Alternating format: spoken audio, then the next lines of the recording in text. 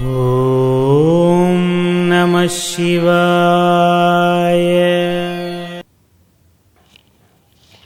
శ్రీ గురుభ్యో నమః. శ్రీ మహాగణాధిపతయే నమః. కొంతమంది 10 వేళ్లకి ఉంగరాలు పెట్టుకుంటూ ఉంటారు.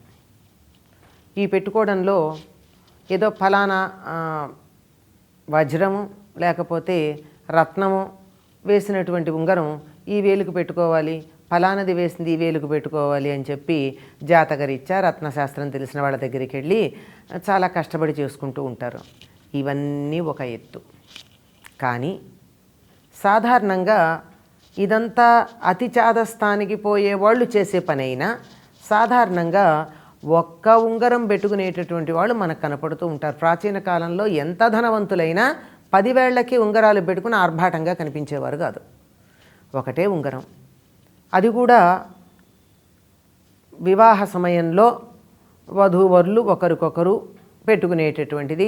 అందులోనూ ఈ ప్రధాన సమయంలో పెడతారని చెప్పి ఏదో ప్రధాన ఉంగరం మొదలైనటువంటి పదాలు కూడా కళ్యాణ ఉంగరం, ప్రధాన ఉంగరం, వీటి ఆకృతులు కూడా భిన్నంగా ఉంటాయి.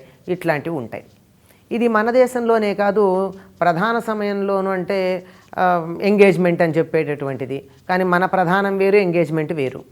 ఆ సమయంలో పెట్టేవి కానీ ఇవన్నీ మనకు ఎలా వచ్చాయంటే పాశ్చాత్యులకి ఉంగరమే వివాహానికి సింబల్గా కనపడుతుంది. ముఖ్యంగా క్రైస్తవుల్లో ఆడపిల్లకు కానీ మగపిల్లవాడికి కానీ పెళ్ళయింది అని గుర్తు దేనికి అంటే వేలుకు ఉన్నటువంటి ఉంగరమే గుర్తు. వాళ్ళకి వేరేవేమి గుర్తుగా ఉండవు.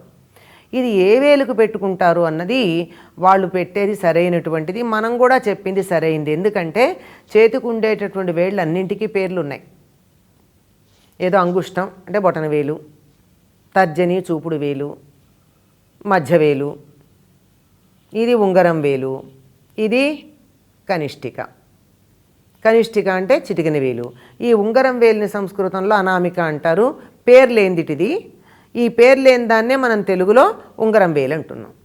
ఎందుకంటే ఉంగరం ఈ వేలికే పెట్టుకుంటాం కనుక దీనికి ఉంగరం వేలు అని పేరు. మిగిలినటువంటి వాటికన్నీ పెట్టుకునేవి అలంకారానికో ఆర్భాటానికో అయితే ఈ వేలుకు పెట్టుకునేది మాత్రం చాలా ప్రధానమైంది. దేనికి అంటే వివాహం జరిగేటప్పుడు అంటే పాశ్చాత్యుల్లో పెళ్ళికి, మనకైతే ఎంగేజ్మెంట్కి ఈ ఉంగరాలు ఆడపిల్ల మగపిల్లవాడు ఒకళ్ళ చేతికి ఒకళ్ళు ఉంగరాలు పెట్టుకుంటూ ఉంటారు. ఆ పెట్టుకునేది ఏ వేలికి పెట్టాలి, ఏ చేతి వేలికి పెట్టాలన్నది కూడా ఒక పెద్ద సందేహం. ఏ చేతి వేలికి పెట్టాలంటే ఎవ్వరికైనా సరే పెట్టేది ఎడమ చేతికి ఉన్నటువంటి ఉంగరం వేలికే పెట్టాలి. మిగిలిన ఎక్కడైనా పెట్టచ్చు. ఎందుకు ఎడమ చేతి ఉంగరం వేలికి పెట్టాలి అంటే దీని నుండి వెళ్ళేటటువంటి నాడి మాత్రమే నేరుగా హృదయం దగ్గరికి పెడుతుంది, రక్తనాళం కానీ నాడి కానీ. ఇది ప్రేమకి సంకేతం. హృదయం ప్రేమకి సంకేతం గనక ఇక్కడి నుంచి వెళ్ళేటటువంటిది నేరుగా గుండెల దగ్గరికి పెడుతుంది గనక అది రక్తం శుభ్రపడడానికైనా కావచ్చు, గుండె యొక్క ఆరోగ్యం కోసం కావచ్చు, నాడి అన్నప్పుడు ప్రేమ ఇక్కడ స్పందన కలగడం కోసం కావచ్చు, ఈ వేలుకు పెట్టింది మాత్రమే ప్రేమని మనకి తెలియచెప్పేది. కనుక ఎడమ చేతి ఉంగరం వేలికి మాత్రమే ఉంగరం ఎప్పుడూ కూడా పూర్వులు పెట్టుకుంటూ ఉండేవాళ్ళు. కారణం ఏమిటంటే ఎవరు చెప్పేవాళ్ళు కాదు. ఈ ఉంగరం పెట్టుకోవడం వల్ల దానికి ఉంగరం వేలని పేరు వచ్చిందా, ఉంగరం వేలనే పేరుంది కనుక ఉంగరం దానికి పెడుతున్నామా, ఇది సందేహమే. కానీ వివరణ ఇవ్వకపోయినా ఈ వేలికే ఉంగరం పెట్టడంలో కారణం ఏమిటంటే దీని నుండి వెళ్ళేటటువంటి స్పందనలు నేరుగా హృదయానికి చెందుతాయి. పెళ్లిలో ఈ వేలికి ఎందుకు పెడతారంటే భార్య స్పృశించి భర్త వేలికి ఉంగరం పెట్టినప్పుడు భార్య యొక్క ప్రేమ హృదయాన్ని స్పృశిస్తుంది. అలాగే భర్త భార్య వేలికి పెట్టినప్పుడు ఆయన యొక్క స్పందనలు భార్య హృదయానికి తెలుస్తాయి. ఇది ఇమోషనల్ లెవెల్, భావోద్వేగానికి సంబంధించిన స్థాయిలో చెప్పినట్టయితే, ఆరోగ్యపరంగా అయినట్టయితే గుండె చక్కగా ఉంటుంది, తడబాటు లేకుండా ఉంటుంది, అది తొందరగా అలజడి చెందకుండా ఉంటుంది, ఆరోగ్యంగా ఉంటుంది అనే ఉద్దేశంలో చెప్తారు. అందుకే ఒక్క ఉంగరం ఈ వేలుకు పెట్టుకోవడం అన్నది ప్రాచీనంగా మన దేశంలో వస్తున్న ఆచారం.